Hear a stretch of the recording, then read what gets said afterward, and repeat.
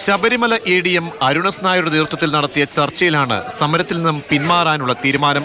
Prepaid Dolly service തുടങ്ങുന്നതുമായി ബന്ധപ്പെട്ട അപാകതകൾ ചൂണ്ടിക്കാട്ടിയിട്ടും കേൾക്കാൻ തയ്യാറായില്ല, വ്യക്തമായ വിശദീകരണം നൽകിയില്ല തുടങ്ങിയ കാര്യങ്ങൾ ചൂണ്ടിക്കാട്ടിയാണ് പുലർച്ചെ മുതൽ തൊഴിലാളികൾ സമരം ആരംഭിച്ചത്.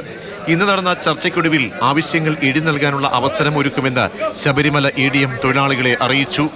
394 ഡോളികളും 1576 തൊഴിലാളികളുമാണ് ദേവസ്വം ബോർഡിൽ രജിസ്റ്റർ ചെയ്തിട്ടുള്ളത്. അതേസമയം മല കയറാൻ വരുന്നവരിൽ നിന്നും അനധികൃതമായി പണം വാങ്ങുന്നു എന്ന പരാതി ഉയർന്നതിന്റെ പശ്ചാത്തലത്തിലാണ് Devaswom board prepaid Dolly service തുടങ്ങാൻ തയ്യാറെടുക്കുന്നത്. ആളുകളുടെ തൂക്കത്തിനനുസരിച്ച് 3 വിഭാഗങ്ങളിലായി വില നിശ്ചയിച്ച് സർവീസ് ആരംഭിക്കാനാണ് ദേവസ്വം ബോർഡിന്റെ തീരുമാനം. പമ്പ, നീലിമല, വലിയ നടപ്പന്തൽ എന്നിവിടങ്ങളിൽ കൗണ്ടറുകൾ ആരംഭിക്കും. ഇവിടെ നിന്ന് ഓൺലൈനായോ നേരിട്ടോ പണമടച്ച് സേവനം ഉപയോഗപ്പെടുത്താം. തൊഴിലാളികളുടെ കൂലി ആഴ്ചയിലൊരിക്കൽ അക്കൗണ്ടിലേക്ക് കൈമാറും. മാതൃഭൂമി ന്യൂസ്, സന്നിധാനം.